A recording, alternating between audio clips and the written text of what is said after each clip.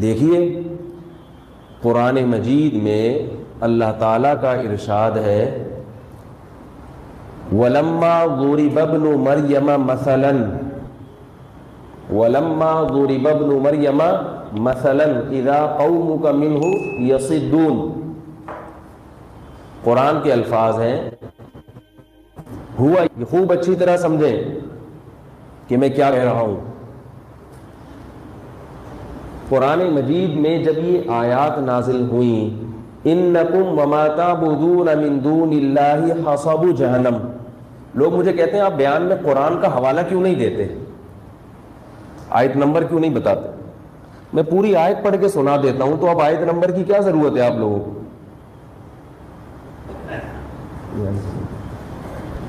او بھائی ایک آدمی حوالہ نمبر دے وہ زیادہ بہتر ہے کہ پوری آیت پڑھ کے سنا دے یا آیت کا ٹکڑا پڑھ کے سنا دے. کیا خیال ہے؟ تو آم کھانے سے مطلب ہونا چاہیے، پیڑ گرنے سے مطلب نہیں ہونا چاہیے. تو آپ وہ آیت گوگل پہ لکھیں تو گوگل آپ کو نکال کے دے دے گا وہ آیت. تو قرآن کے الفاظ کیا ہیں؟ اِنَّكُمْ وَمَا تَعْبُدُونَ مِن دُونِ اللَّهِ حَصَبُ جَهَنَّمَ.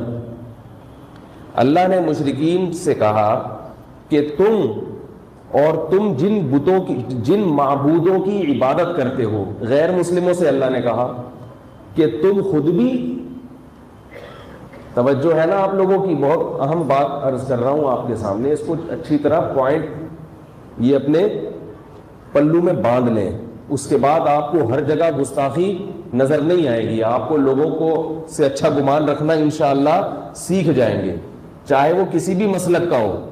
اس میں مسلک کی بات نہیں ہے، کوئی بھی ہو.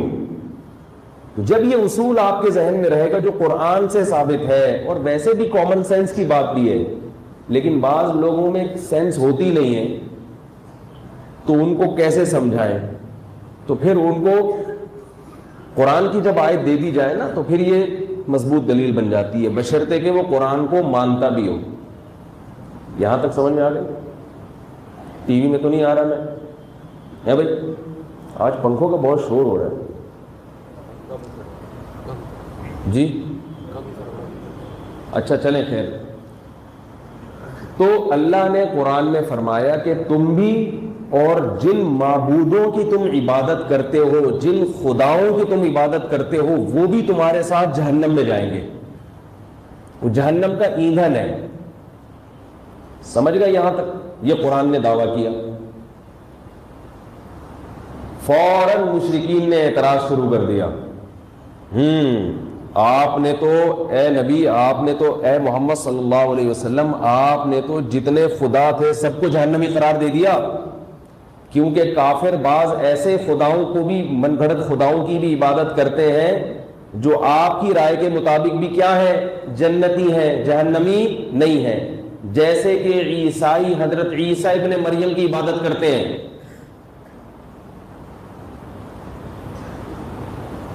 یہاں تک آ گئی سمجھ میں؟ عیسائی کس کی عبادت کرتے ہیں؟ ان کو بھی خدا کہتے ہیں نا، چاہے وہ صاف لفظوں میں نہ بھی کہیں تو عمل ایسا ہی ہے، جیسے گاڈ کا بیٹا کہتے ہیں، کبھی عین خدا کہہ دیتے ہیں، کبھی کہتے ہیں خدا تین ہے ایک ہے. بہرحال معبود مانتے ہیں، معبود مانتے ہیں. جبکہ قرآن کہہ رہا ہے تم بھی اور جن کی تم عبادت کرتے ہو وہ بھی کہاں جائیں گے؟ جہنم میں. جبکہ عیسیٰ علیہ السلام تو جہنم میں نہیں جائیں گے، یہ تو خود قرآن کہہ رہا ہے. تو قرآن نے اچھا انہوں نے پروپیگنڈا کرنا شروع کر دیا. آیت پکڑ لی اور کیا کرنا شروع کر دیا؟ پروپیگنڈا. قرآن میں جو اس کا جواب نازل ہوا وَلَمَّا ضُرِبَ ابْنُ مَرْيَمَ مَثَلًا، اللہ فرماتے جب ابن مریم کو بطور مثال کے بیان کیا گیا، اِذَا قَوْمُكَ مِنْهُ يَصِدُّونَ، قوم کیا کرنے لگی؟ جھگڑنے لگی. اور فرمایا کہ مَا ضَرَبُوهُ لَكَ إِلَّا جَدَلًا، یہ لوگ جو عیسیٰ کی مثال دے رہے ہیں اور اعتراض کھڑا کر رہے ہیں، ان کا مقصد کوئی علمی اشکال نہیں ہے سوائے بحث مباحثے کی، پروپیگنڈا کرنے کی اور فتنہ پھیلانے کی ان کی کوئی نیت نہیں ہے. کیا مطلب؟ یہاں یہ مثال منطبق نہیں بیٹھتی. کیوں؟ ان ہوا عبد الا عبد انعمناه علیہ، اس لیے کہ عیسیٰ ابن مریم اللہ کے وہ بندے ہیں جن پر اللہ کا انعام ہوا ہے. اور یہ بات یقینی معلوم ہے کہ جو انعام یافتہ لوگ ہوتے ہیں وہ جہنم میں نہیں جاتے، وہ تو خود بخود خارج ہیں. ان کا جنتی ہونا اتنا یقینی ہے کہ ان کو الگ سے مستثنا کرنے کی اور اس مثال سے خارج کرنے کی ضرورت تھی ہی نہیں. کیا مطلب؟ کہ جب اللہ نے یہ کہا کہ تم بھی اور تمہارے معبود بھی جہنم میں جاؤ گے، تو اس معبود سے وہ معبود خود بخود خارج ہیں جن کا جنتی ہونا یقینی ہے. ان کو الگ سے بیان کر کے خارج کرنے کی ضرورت، بولتے کیوں نہیں یار، نہیں ہے. یہ تو کامن سینس کی بات ہے کہ وہ خود بخود اس میں داخل نہیں ہے. اس میں وہ معبود ہے، وہ خود ساختہ معبود جن کا جنتی ہونا یقینی نہیں ہے. لیکن انہوں نے کیا کیا؟ قرآن کے ظاہری الفاظ کو پکڑا. مشرکین نے ظاہری الفاظ کو پکڑ کے فٹ کرنا شروع کر دیا اور پروپیگنڈا کرنا شروع کر دیا. تو اللہ نے پھر حضرت عیسیٰ کے فضائل بیان کیے. فرمایا وہ تو سیدھے راستے پر ہیں، وہ تو علامات قیامات میں سے، قیامت کی علامات میں سے ہیں. قیامت کی علامت میں بھی حضرت عیسیٰ کی حیات اور ان کا قرب قیامت میں نزول ثابت ہوتا ہے. وَإِنَّهُ لَعِلْمٌ لِلسَّاعَةِ، فرمایا وہ قیامت کا ایک بہت بڑا علم ہے. اللہ نے کسی نبی کو قیامت کا علم نہیں قرار دیا، حضرت عیسیٰ کو قرار دیا. اس سے بھی صاف پتہ چلتا ہے کہ عیسیٰ ابن مریم نے قرب قیامت میں نازل ہونا ہے. نازل ہوں گے تو لوگوں کو یقین آ جائے گا کہ قیامت کیا ہو رہی ہے، قریب آ گئی ہے. تو میں یہ کر رہا تھا کہ کسی کے الفاظ کے ظاہر کو پکڑ لینا اور اس سے فتنہ کھڑا کر دینا، یہ کن لوگوں کا کام ہے؟ فتنہ پرستوں کا کام ہے. پھر وہ علماء سے کہتے ہیں اس کی وضاحت کرو، پھر وہ وضاحت کریں گے تو اس وضاحت کی بیان میں سے کچھ پکڑ لیں گے، پھر اس وضاحت کی وضاحت، پھر اس وضاحت کی وضاحت، تو عجیب سا ملغوبہ بن جائے گا. تو خود بخود ہی یہ کام کیوں نہیں کر لیتے کہ جو شخص بیٹھا ہے لوگوں کے سامنے دین کی بات کر رہا ہے اس کے بارے میں اچھا گمان رکھ لو کہ وہ غیر مسلم نہیں ہے، وہ گستاخ رسول نہیں ہے. وہ کیوں گستاخی کرے گا؟ وہ قرآن کا منکر نہیں ہے. جب وہ کوئی بات کرے جس کے دو مطلب نکلتے ہوں تو خود بخود اس کو اچھے مطلب پر محمول کرنا ہماری، بولتے کیوں نہیں، ذمہ داری. بات آ گئی سمجھ میں؟ نہیں ہے میرا خیال. تو اب جو یہ یوٹیوب پہ آتا ہے نا کہ فلاں نے یہ بیان دیا، تو اس طرح یہ تحریروں میں بھی ہے. تحریروں میں بھی اگر کوئی ایسا پہلو نکل رہا ہے گستاخی کا، لیکن اس کا ایک اچھا پہلو بھی نکل رہا ہے، تو شریعت کیا کہتی ہے؟ اس کو گستاخی پر محمول کرنے کے بجائے صحیح معامل تلاش کیا جائے گا، اچھا معامل تلاش کیا جائے گا، اس کا اچھے یعنی لفظوں میں یاد کیا جائے گا اس کو. اس کی مثال ایسے ہے کہ دیکھو کوئی شخص یہ بیان کرے، میرے پاس تو زیادہ تر لوگ مولانا طارق جمیل صاحب کے کلپ بھیجتے ہیں. انہوں نے یوں کہا، کیونکہ مشہور وہ ہیں زیادہ، ان کی تقریریں زیادہ مشہور ہیں. انہوں نے بیان میں یہ کہا کہ اللہ نے جنازہ پڑھایا نبی صلی اللہ علیہ وسلم کا، تو یہ تو گستاخی ہو گئی. میں نے کہا اس میں گستاخی کیا ہو گئی بھائی؟ ہاں یہ الگ بات ہے کہ یہ حدیث سند کے لحاظ سے بہت کمزور ہے، اتنی کمزور روایت ہے. یہ تاریخی واقعہ ہے، کوئی روایت بھی ایسی نہیں ہے. تو میں اس واقعے کو درست نہیں مانتا. یہ جو اللہ کا نے جنازہ پڑھایا، اس میں اختلاف رائے ہو سکتا ہے. ایک عالم کی یہ رائے ہو سکتی ہے کہ کوئی بھی تاریخی روایت ہے تو اس سے کوئی فقہی مسئلہ اگر ثابت نہیں ہو رہا تو اس کو بیان کرنے میں کوئی حرج نہیں ہے، ان سے کوئی حلال و حرام کا مسئلہ ثابت نہیں ہوا. دوسرے مولوی صاحب کی یہ رائے ہو سکتی ہے کہ نہیں بھائی اس قسم کی چیزوں میں روایت ذرا ٹھیک ہے، بہت زیادہ صحیح روایت نہ ہو لیکن بہت کمزور بھی نہ ہو. تو یہ اختلاف رائے ہو سکتا ہے. لیکن اس میں گستاخی کا پہلو نکالنا یہ زیادتی ہے بھائی. گستاخی تو جب ہوتی جب کوئی کہتا معاذ اللہ نقل کفر، اللہ کا جنازہ معاذ اللہ پڑھا گیا، نقل کفر، کفر نباشت، معاذ اللہ. اس میں گستاخی کہاں سے نکل آئی؟ اس طرح کی چیزیں تو حدیث میں بھی ہیں.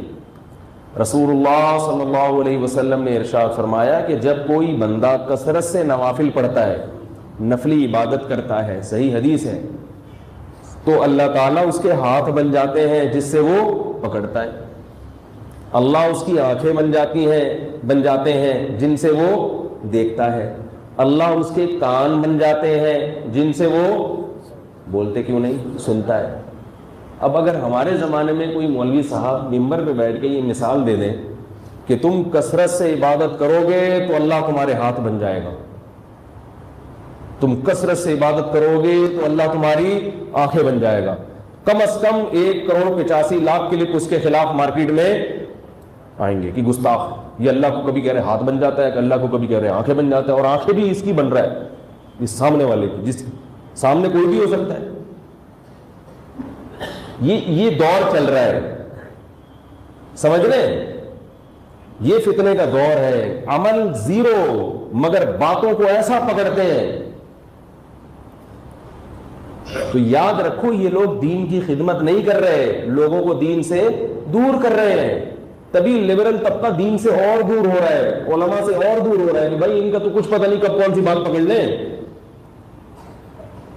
اسی طرح یہ چپل پہ معاذ اللہ کبھی آ رہا ہے اللہ کا نام لکھا ہوا ہے، ایسی کبھی تصویر کبھی آ رہا ہے کہ وہ کیوں چپل پہ اللہ کا نام لکھے گا کوئی اللہ کے بندو؟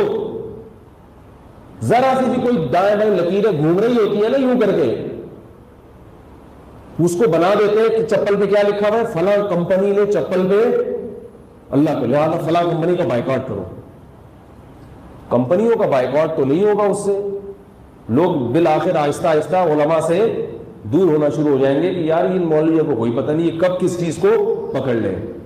ایسے لوگ اسلام دشمن بھی ہو سکتے ہیں. اسی طرح یہ بھی میسج بہت چلتے ہیں، فلاں امریکہ کے فلاں شہر میں ایک فلم بنائی گئی ہے جس میں فلانی بزرگ کا مذاق اڑایا گیا، جس میں نبی کا مذاق اڑایا گیا. لوگ بغیر تصدیق کے ایسی چیزوں کو واٹس ایپ پہ آگے بھیج دیتے ہیں. تو بہت احتیاط کرنی چاہیے کسی پہ گستاخی کا فتویٰ لگانے سے پہلے، کسی کو دائرہ اسلام سے باہر نکالنے سے پہلے، کسی کو منکر رسول یا نبی صلی اللہ علیہ وسلم کی نبوت کا منکر بنانے سے پہلے، کسی کو جہنمی قرار دینے سے پہلے بہت زیادہ احتیاط کی ضرورت ہے. حتی الامکان اس کی بات کا اچھا معامل تلاش کرو. بھئی یہ مثالیں ہیں. یہ جو نبی نے فرمایا کہ جب کوئی بندہ کثرت سے عبادت کرتا ہے تو اللہ اس کے ہاتھ بن جاتے ہیں جن سے وہ پکڑتا ہے، اللہ اس کی آنکھیں بن جاتی ہیں جن سے وہ دیکھتا ہے. اس کا صحیح مطلب بھی تو ہو سکتا ہے، اور صحیح مطلب ہے کیا مطلب؟ اس کا کوئی کام اللہ کی مرضی کے خلاف نہیں ہوتا. اب وہ اللہ سے پوچھ کے اپنے ہاتھ کو استعمال کرے گا، گویا اس نے اپنا ہاتھ اللہ کے ہاتھ میں دے دیا کہ اللہ میرا اختیار ختم اپنے ہاتھوں پہ، میرا اختیار ختم اپنی آنکھوں پہ. اب جس چیز کو تو کہے گا دیکھوں وہ میں دیکھوں گا، گویا میں تیری آنکھوں سے دیکھوں گا. لیکن اگر پکڑنا چاہو تو اسی پہ کہ اللہ کی آنکھ، اللہ کو یہ کیوں کہہ دیا کہ اس کی آنکھ بھی ہوتی ہے بھائی؟ اللہ کو یہ کیوں کہہ دیا کہ اس کے ہاتھ بھی ہوتے ہیں؟ کیا خیال ہے؟ وہ مشہور واقعہ ہے نا، تاریخی کتابوں میں ایک واقعہ لکھا ہے، کوئی اس کی سند نہیں ہے پہلے بتا دوں، لیکن ایک واقعہ ہے، صحیح بھی ہو سکتا ہے اور غلط بھی، مگر اس واقعے سے جو مضمون ثابت ہو رہا ہے وہ مضمون صحیح ہے، اس لیے میں وہ واقعہ بیان کر دیتا ہوں. بھئی چلو اس سے سبق جو مل رہا ہے وہ سبق بہرحال صحیح مل رہا ہے، وہ قرآن و سنت سے ثابت ہے. تو ایک واقعہ لکھا ہے کتابوں میں کہ حضرت موسیٰ علیہ السلام نے ایک شخص کو دیکھا، وہ شخص کہہ رہا ہے کہ اے اللہ اگر تو میرے سامنے ہوتا، اللہ سے محبت کا اظہار کر رہا ہے ان لفظوں میں، اے اللہ اگر تو میرے سامنے ہوتا تو میں تیرے بالوں میں کنگھی کرتا. بیچارہ سیدھا سادہ تھا، شکر ہے ہمارے زمانے میں نہیں تھا، ورنہ فوراً تھا ہو جاتا. وہ اگر ہوتا بھی تو اب تک تھا ہو چکا ہوتا، تھوڑی دیر کے لیے ہوتا، اس کے بعد ہم یہ کہہ رہے تھے کہ وہ تھا، اب نہیں. کسی نے اس کو مار دیا ہوگا اور قوم کا ہیرو بن کے اپنے آپ کو یہ شمار کیا ہوتا ہے کہ میں نبی کا سچا عاشق، کوئی بھی ڈیلیٹ کر دیتا اس کو۔ میں یہ نہیں کہہ رہا گستاخوں کے خلاف آپ کیس نہ کریں، لیکن گستاخی واضح لفظوں میں ہو، کسی کی بات کو بیٹھ کے بال کی کھال اتار کے اس کو ادھر ادھر لے جانا، اس کو گستاخی پر معمول کرنا، یہ قرآن کی مخالفت ہے۔ قرآن میں آتا ہے کہ یا ایھا الذین آمنوا اجتنبوا کثیرا من الظن، اے ایمان والو بدگمانی سے بچو، بدگمانی سے بچو، اچھا معامل تلاش کرو، اچھے رخ پر لے کر جاؤ اس کو۔ یہ یا رسول اللہ مدد پر ایک بات کرنی ہے، میرے کلپ اس کو بھی لوگوں نے کاٹ چھانٹ کے نا وہ غلط اس پہ لے کے گئے، یا رسول اللہ والی کلپ، وہ اس پہ بھی بات کروں گا میں۔ تو وہ کہنے لگا کہ اے اللہ اگر تو میرے سامنے ہوتا تو میں تیرے بال بناتا۔ اس بیچارے کو نہیں پتا، جتنی اس کی عقل تھی اسی حساب سے وہ محبت کا اظہار کرتا۔ میں کھانا کھلاتا اس کو، میں اللہ تجھے کھانا کھلاتا، تیری ساری ضرورتیں پوری کرتا۔ تو کہتے ہیں حضرت موسیٰ علیہ السلام کو غصہ آیا، جلالی تھے، ٹھیک ٹھاک طریقے سے ڈانٹ لگا دی اس کو۔ تو اللہ تعالیٰ نے حضرت موسیٰ علیہ السلام سے فرمایا، جس کو مولانا رومی نے ان اشعار میں پیش کیا ہے، تو برائے وصل کردن آمدی، تو برائے وصل کردن آمدی، نے برائے فصل کردن آمدی۔ اے موسیٰ تو لوگوں کو اللہ سے جوڑنے کے لیے آیا ہے، اللہ سے توڑنے کے لیے نہیں آیا۔ اس کی بیچارے کی مینٹل اپروچ اتنی ہے، اس کی سمجھ میں دیکھو، ہمیں جو قرآن و حدیث نے اللہ کی جو ذات کے لحاظ سے جو باتیں کی ہیں نا، ایک تو اللہ کے وہ اوصاف ہیں، اللہ طاقتور ہے، اللہ علم والا ہے، اللہ قدرت والا ہے، یہ تو سب کی سمجھ میں آتی ہے۔ لیکن ہمارے ذہن سے قریب کرنے کے لیے، ہمیں اللہ کی ذات سمجھانے کے لیے قرآن میں اللہ کے لیے کچھ ایسے الفاظ استعمال ہوئے جو متشابہات میں سے ہیں، جن کی پوری کیفیات ہم نہیں سمجھتے۔ تو ہمیں یعنی ایک چیز ہماری فہم کے قریب کرنے کے لیے، جیسے حدیث میں آتا ہے قیامت کے دن اللہ روٹی پکائیں گے، اتنی بڑی روٹی ہوگی رحمان کے ہاتھوں سے پکے گی۔ صحابہ ان چیزوں کی گہرائی میں نہیں جاتے تھے کہ یا رسول اللہ، اللہ کے ہاتھ کیسے ہیں، روٹی کیسے پکائے گا؟ ایک بات سمجھا دی، ہمیں بتا دیا بھائی اللہ اپنے بندوں سے محبت کا اس طریقے سے اظہار کرے گا۔ قرآن میں آدم علیہ السلام کے بارے میں اللہ نے فرمایا کہ اے فرشتوں، اے جن، تو نے اس کو سجدہ کیوں نہیں کیا، لما خلقت بیدی، جس آدم کو میں نے اپنے دونوں ہاتھوں سے بنایا ہے، اپنے دونوں ہاتھوں سے بنایا ہے۔ جب آپ دونوں ہاتھوں سے کوئی چیز بناتے ہیں، دیکھو جو چیزیں کمپنی سے بن کے آتی ہیں وہ الگ چیز ہوتی ہے، اور ایک آپ کی اپنے ہاتھ کی بنائی ہوئی۔ آپ اگر کوئی کارپیٹ بنائیں، اپنے ہاتھ سے سلائی کڑھائی کریں، کوئی سویٹر بنائیں اپنے ہاتھ سے، خواتین ہوتی ہیں نا سویٹر بناتی ہیں اپنے ہاتھ سے، بیٹے کو دے دیا، بیٹا یہ میرا ہاتھ کا بنا ہوا ہے، یہ میرے ابا کی جو فیکٹری تھی نا، جو کمپنی، اس میں نہیں بنایا میں نے، یہ ٹیلر سے نہیں بنوایا ہے۔ تو وہ ہاتھ کی بنی ہوئی چیز ٹیڑھی ویڑھی کیوں نہیں ہو، اس کی انسان قدر کرتا ہے کہ فلاں نے یہ اپنے ہاتھوں سے بنایا ہے۔ تو اللہ نے آدم علیہ السلام کی ویلیو کو بیان کرنے کے لیے، سب چیزیں اللہ نہیں بنائی ہیں، لیکن آدم علیہ السلام کے بارے میں اللہ نے جن سے کیا کہا، شیطان سے، کہ ایسی ذات کو تو نے سجدہ کیوں نہیں کیا جس کو میں نے اپنے، اور ہاتھوں بھی نہیں فرمایا، جس کو میں نے اپنے دونوں ہاتھوں سے بنایا ہے۔ اب فتنہ پرست آدمی کیا کرے گا، اللہ کے دونوں ہاتھ، اب اس کا مطلب تلاش کرو، اس پہ شروحات لکھو، اس پہ یوٹیوب پہ کلپ بناؤ، اور عقل مند کیا کہے گا، بھائی اللہ ہی مراد جانتا ہے، جو مقصد ہے وہ تو سمجھ میں آ رہا ہے نا۔ مقصد کیا ہے بھائی، اللہ آدم علیہ السلام کی ویلیو بیان کر رہے ہیں، مجھے اس سے الگ سے محبت ہے، بہت محبت سے بنایا ہے اسے، اس سے زیادہ وہ آگے اس مسئلے میں بولو بھائی نہیں جائے گا۔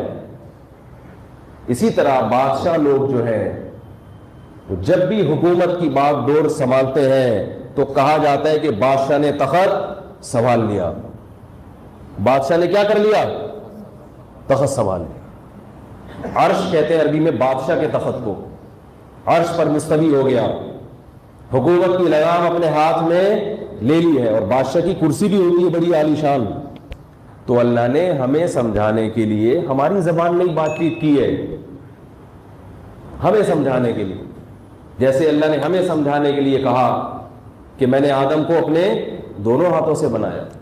اللہ نے ہمیں سمجھانے کے لیے کہا کہ اللہ تعالیٰ اس پوری کائنات پر محیط ہے، عرش پر ہے، اور عرش پر اس کی کرسی ہے، اور وہاں پر اللہ جلوہ افروز ہے. اب آگے اس کی باریکیوں میں جانا، جیسے کہ آج کل یوٹیوب پہ 2 دھڑے چل رہے ہیں، دونوں انتہا پہ پہنچے ہوئے ہیں. ایک کہہ رہا ہے کہ اللہ کو کوئی عرش پر مان لے اس سے مکان لازم آتا ہے، تو یوں کہہ دیا گویا اللہ کسی جہت کے ساتھ خاص ہے، تو وہ بھی گمراہ. دوسرا کہہ رہا ہے کہ نہیں، جو کہتا ہے کہ اللہ ہر جگہ موجود ہے وہ تو قرآن کی اس آیت کی نفی کر رہا ہے کہ اللہ عرش پر ہے، وہ بھی گمراہ. حقیقت یہ ہے کہ یہ دونوں گمراہ ہیں. اللہ کے بندوں جتنا بتا دیا اس میں زیادہ گہرائی میں مت جاؤ، یہ چیزیں متشابہات میں سے ہیں. میں نے پچھلے ہفتے حدیث پیش کی تھی کہ ایک باندی نبی کے پاس آئی، آپ صلی اللہ علیہ وسلم نے پوچھا این اللہ، اللہ کہاں ہے؟ اس نے کہا فی السماء، آسمان میں. آپ نے فرمایا اس کو آزاد کر دو، یہ مومن ہے.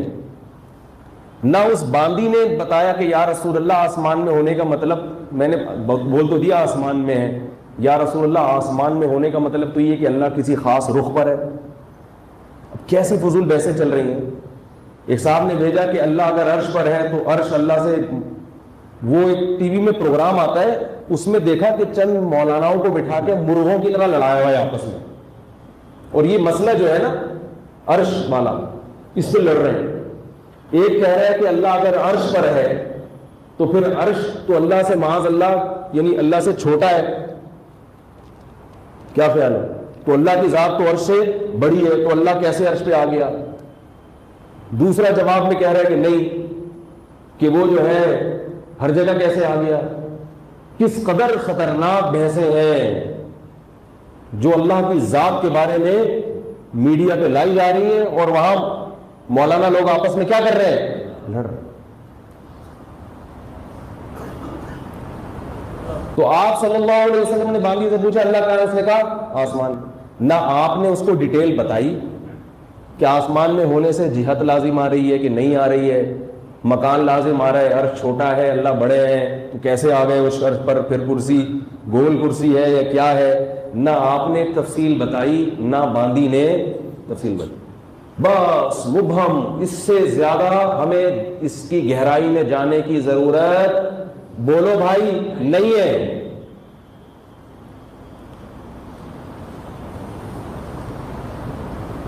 اس سے زیادہ گہرائی میں جانے کی ضرورت نہیں ہے. لوگ امام مالک رحمہ اللہ تعالیٰ کا واقعہ ادھورا پیش کر کے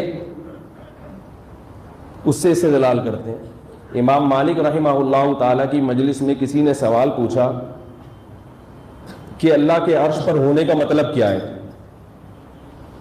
امام مالک نے فرمایا الاستواء معلوم، اللہ نے جو قرآن میں کہا کہ اللہ عرش پر مستوی ہے، تو مستوی کا لغوی معنی تو پتہ ہے سب کو. والکیف مجہول، کیسے ہے اس کا کسی کو پتہ نہیں ہے.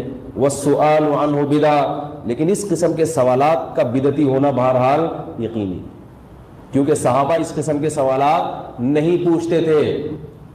یہ جو ہے نا کہ یہ جو تم نے یہ سوال کیوں اٹھایا مجلس میں، یہ تو تم امت میں فتنہ پھیلا رہے ہو ایسی باتیں کر کے، اور حکم دیا اس کو مجلس سے باہر نکال دو. سوال پیدا ہوتا ہے جب ایسا ہے تو میں اس مسئلے کو کیوں چھیڑ رہا ہوں؟ کیا خیال ہے بھائی؟ جب ان چیزوں میں نہیں پڑھنا چاہیے تو مولوی صاحب آپ کیوں پڑھیں، آپ کیوں ممبر پہ بیان کر رہے ہیں؟ میں اس لیے بیان کر رہا ہوں کہ لوگ چھڑ چکے ہیں. ایک چیز جب چھڑ گئی نا تو اس میں اعتدال والی رائے بیان کرنا یہ اس لیے ضروری ہے تاکہ کسی بھی جانب لوگ غلو کا شکار نہ ہو. میں بہت عرصہ خاموش رہا ہوں اس مسئلے پر، لیکن جب دیکھا ہے کہ بہت غلو ہو رہا ہے ان دونوں طرف، اس لیے میں یہ بیان کرنے کے لیے کہ بھائی ان دونوں فریقوں کو اپنے حال پہ چھوڑ دو. تو اتنا بیان کرنا تو ضروری ہے نا علماء کی ذمہ داری، کیونکہ دیکھ رہا ہوں دونوں طرف دو انتہاؤں کی طرف لوگ جا رہے ہیں. ایک مسئلے کو لوگوں نے دیوبندیت کا معیار بنا لیا، دوسرے مسئلے کو لوگوں نے غیر مقلدیت کا معیار بنا لیا. دو انتہاؤں پہ جا کے ایک دوسرے کے خلاف توپے اور بم سے فائرنگ ہو رہی. چھوڑ دو. کوئی اگر غلو کرتا بھی ہے تو چھوڑو، بس کرنے دو اسے، کیونکہ اس کی بحث کو اٹھاؤ گے تو مسئلہ کیا ہوگا؟ خراب. اللہ نے کہہ دیا اللہ عرش پر ہے، چھوڑ. کیسے ہمیں نہیں پتا بھائی کیسے؟ مکان لازم آنے بولے ہمیں نہیں پتا مکان کیا ہوتا ہے، مکان کیا ہوتا ہے بھائی؟ بھائی اس سے تو معاذ اللہ اللہ کا جسم لازم ہو رہا ہے کہ یہ کیا ہوتا ہے، یہ کیا ہوتا ہے؟ بدھو بن جاؤ، بہت سی چیزوں سے جاہل رہنا یہ زیادہ بہتر ہے بنسبت ان چیزوں کا علم حاصل ہونے سے۔ کم علمی ہر مقام پر عیب نہیں ہے، بہت ساری چیزوں میں کم علمی یہ اللہ کی نعمت ہے۔ کوئی پوچھے اس کا کیا مطلب ہے، کیا ہمیں نہیں پتا یار، کہ آپ اتنے بڑے مفتی ہو کہ آپ کو نہیں پتا، بولتے ہم تو جاہل ہیں بھائی۔ اب وہ کس نے کہا؟ ایسے موقع پتلی گلی سے نکل لو۔ میں پہلے ایسے ہی پتلی گلی سے نکلتا رہا، میں جب پنجاب میں جاتا تھا لوگ مجھ سے پوچھتے تھے حیاتی مماتی، میں کہتا تھا یہ کیا ہوتا ہے، واقعی مجھے نہیں پتا تھا کیا ہوتا ہے، کہہ رہا وہ کیا ہوتا ہے، میں نے کہا پتہ نہیں کیا ہوتا ہے، کیونکہ ہم نے اپنے بزرگوں سے یہ مسائل کبھی سنے ہی نہیں تھے۔ اتنا زیادہ پنجاب میں فتنہ ہے، انتہاؤں تک پہنچے ہوئے ہیں، دو دو حصوں میں مسجدوں میں نمازی بٹ چکے ہیں۔ تو اگر کوئی آپ سے پوچھے بولے کیا کیا کیا کیا پوچھ رہا ہے بھائی تو، ٹھیک ہے، آپ صلی اللہ علیہ وسلم کی وفات ہو گئی ربیع الاول کے مہینے میں پیر کے دن، اس کے بعد آپ صلی اللہ علیہ وسلم قبر میں کس حالت میں ہیں، اللہ دنیا کے لحاظ سے تو آپ چلے گئے، یہ تو سب مانتے ہیں، وہاں اللہ نے اپنے نبی صلی اللہ علیہ وسلم کو کوئی مخصوص قسم کی حیات دی ہے، وہ بھی سب کا عقیدہ ہے، وہ حیات مخصوص، کیونکہ شہداء کو جب دی ہے تو انبیاء کو یقیناً اس سے افضل ملی ہوگی جو برزخی حیات ہے، بس اس سے آگے کوئی کہتا ہے نہیں وہ یوں ہے تو وہ یوں ہے، بولے بھائی آگے مجھے نہیں پتا ہے، مجھے تو یہ بتا، اس سے پوچھو اس طرح کی بحث ہے، مجھے تو یہ بتا رشتہ نہیں مل رہا کوئی کوارا یہ پوچھ کے کہ یار رشتہ نہیں مل رہا، کوئی اچھا سا رشتہ بتا دے یار، چھوڑ یار اس کو، رشتہ نہیں مل رہا، کیا بتا دے اچھا سا، بے روزگار ہے ان کا یار کہیں سے جاب دلا دے، کیا خیال ہے؟ تو ہر چیز میں نہ الجھو ورنہ گمراہی کی طرف نکل جاؤ، اور اگر کوئی عالم کر رہا ہے اس کو بھی چھوڑ دو اپنے حال میں، بھئی حضرت جی ہوں گے دامت برکاتہم بہت پہنچے ہوئے ہیں، ان کا یہی خیال ہوگا، وہ حضرت جی جب آپ کو بتائیں نا یہ مسئلہ تو بولے حضرت جی ٹھیک ہے آپ بہت اچھے ہیں لیکن مجھے کوئی اچھا سا رشتہ بتا دیں، شادی نہیں ہو رہی، جاب نہیں مل رہی، کوئی وظیفہ بتا دیں، دعا کر دیں، یہ پوچھا کرو۔ جو پریکٹیکل لائف سے جن چیزوں کا تعلق ہے ان چیزوں میں پڑھا کرو، باقی چیزیں علماء کے لیے چھوڑ دو کہ وہ خود الجھیں خود کریں، ہر چیز عوام کے جاننے کی نہیں ہوتی اور ہر چیز میں عوام کو پڑھنا مناسب بھی نہیں، سمجھ لو بات۔ تو میں یہ عرض کر رہا تھا کہ دیکھو رسول اللہ صلی اللہ علیہ وسلم نے حدیث میں کتنی پیاری پیاری حدیثیں ہیں کہ اللہ تعالیٰ اپنے ہاتھوں سے روٹی بنائیں گی، روایت میں آتا ہے، حدیث میں آتا ہے کہ اللہ تعالیٰ کے دو ہاتھ ہیں اور دونوں دائیں ہیں، اللہ کا بایاں ہاتھ کوئی نہیں۔ کیا مطلب؟ دائیں ہاتھ میں برکت ہوتی ہے تو اللہ کے دونوں ہاتھ دائیں ہیں۔ اب طبیعت میں اگر فتنہ نہیں ہے تو یہ حدیث سن کے بڑا مزہ آئے گا، اور اگر طبیعت میں فتنہ ہے شیطان تو یہ بیٹھا رہے گا یوں، یار اس کا کیا مطلب ہے دو ہاتھ بھائی، اور وہ بھی سیدھے، یار ایک طرف یہ والا جب سیدھا ہو گیا تو یہ والا سیدھا کیسے ہو گیا؟ تو بیٹھے رہو پاگل ہو جاؤ، تھوڑے دن میں ڈپریشن کی گولیاں کھاؤ۔ اور اس طرح کی بہت ساری روایت حدیث میں آتا ہے کہ اللہ تعالیٰ رات کے آخری حصے میں آسمان دنیا پر آ جاتے ہیں اور کہتے ہیں حل من مستغفر اغفر لہ، کوئی ہے مجھ سے گناہوں کی مغفرت طلب کرنے والا، کوئی ہے جس نے دن میں گناہ کیا ہو اور اب رات کے آخری حصے میں مجھ سے معافی مانگ رہا ہو، تو میں اس کے قریب آ گیا ہوں، میں پہلے عرش پر تھا اب میں کہاں آ گیا ہوں؟ عرش سے نیچے آ گیا ہوں، میں نیچے آ گیا ہوں تاکہ اپنے بندوں کی آواز کو سنوں۔ سمجھدار لوگ اس حدیث کو غنیمت سمجھتے ہیں کہ ہمارا رب پہلے بھی ہم سے قریب تھا اور اس وقت میں اور زیادہ قریب ہو گیا، تو عقل مند لوگ اس وقت کو غنیمت جان کے رب کے سامنے کھڑے ہو جاتے ہیں، اور احمق اور بیوقوف یوٹیوب پہ سرچ کرتا ہے کہ اس حدیث کا بولو بھائی مطلب کیا ہے، غیر مقلد اہل حدیث کیا کہتے ہیں اس حدیث کی تشریح میں، اور دیوبندی کیا کہتے ہیں اور بریلیوں کا کیا کانسیپٹ ہے، اور پھر الجھتا رہتا ہے۔ نہیں یاری میرا حل. اب لوگ اس پہ ہیں بھائی اللہ جب آسمان دنیا پر آتے ہیں تو عرش پر کیا ہوتا ہے؟ جب اللہ ہر جگہ موجود ہیں تو پھر وہاں کیوں آتے ہیں؟ تو اس کا یہ جواب ہے پھر اللہ عرش پر ہے. تو پاگلوں وہ اس کو تہجد کی توفیق بولو بھائی نہیں ملی. بھائی چھوڑو, اللہ کی ذات کی گہرائی ہے. ہمیں تو جو بتایا جو بھی ہوتا ہے وہ اللہ ہی بہتر جانتا ہے. ہمیں تو یہ بتایا کہ ہمارا رب ہم سے رات کے آخری حصے میں قریب ہو جاتا ہے. پھر الٹے الٹے اعتراضات, کبھی رات کا آخری حصہ تو دنیا میں ہر جگہ چل رہا ہوتا ہے, تو اللہ امریکہ میں بھی رات کے آخری حصے میں آئے ہوئے ہوتے ہیں, تو پھر جاپان میں تو نہیں ہوتے. تو یہ ان لوگوں کا کام ہے جو فارغ لوگ ہیں اور جن عملی زندگی سے بولو بھائی دور ہے. ہمیں بتا دیا گیا اللہ کی ذات ہے, اس کی گہرائیوں کو ہم نہیں جانتے. ہاں کوئی غفار بھائی کے بارے میں کہتا کہ وہ رات کے آخری حصے میں امریکہ میں بھی ہوں گے اور جاپان میں بھی ہوں گے, تو یقیناً آپ یوٹیوب پہ سرچ کرتے غفار بھائی کا کہ بھئی یہ انسان ہے یا جن ہے, کیا ہے یہ. وسیم بھائی جو ہیں, کوئی آپ سے کہے کہ میں نے وسیم بھائی کو اتنے بج کے اتنے منٹ پر امریکہ میں بھی دیکھا ہے اور اتنے بج کے اتنے منٹ پر میں نے ان کو جاپان میں بھی دیکھا ہے, تو آپ وسیم بھائی کا بھی لیبارٹری ٹیسٹ کروائیں اور جس نے دیکھا ہے اس کا بھی لیبارٹری ٹیسٹ کروائیں. کیا خیال ہے کہ یہ دونوں جنات ہیں یا انسان ہیں؟ تو انسانوں کے بارے میں تو ہم اشکالات کریں گے, اللہ کی ذات عقل سے بالا ہے. تو اس لیے میں آپ سے یہ عرض کر رہا ہوں کہ ان چیزوں کی گہرائی میں بولو بھائی مت جاؤ. جیسے بتا دیا بس ظاہر پر ایمان لاؤ, کیفیات اللہ پہ چھوڑو. تو اب دیکھنا فتوے آئیں گے, ابھی دیکھنا واٹس ایپ پہ میرے خلاف فتوے آئیں گے, وہ فلاں ادارے سے فتویٰ لکھا جو یہ نہیں مانتا وہ اہل سنت سے خارج ہے. تو وہ فتویٰ آپ مجھے بھیجنے کی چندہ ضرورت نہیں ہے, مجھے پتہ ہے فتوے بھی آ رہے ہیں مارکیٹ میں, اور جو فتویٰ دے رہے ہیں میں ان کو بھی غلط نہیں کہتا. یہ سیاسی بیان نہیں ہے میرا, میں کہتا ہوں ان کی سمجھ میں یہ آ رہا ہوگا تو بھائی یہ کر لیں. کیا خیال ہے؟ ہر آدمی کو کی مینٹل اپروچ بھی ایک جیسی نہیں ہوتی, ہر آدمی کی معلومات بھی ایک جیسی نہیں ہوتی. اور یاد رکھو کہ جب بھی کسی بیان پر کوئی اعتراض کیا کرے نا, تو اعتراض والا اسٹائل نہیں ہونا چاہیے,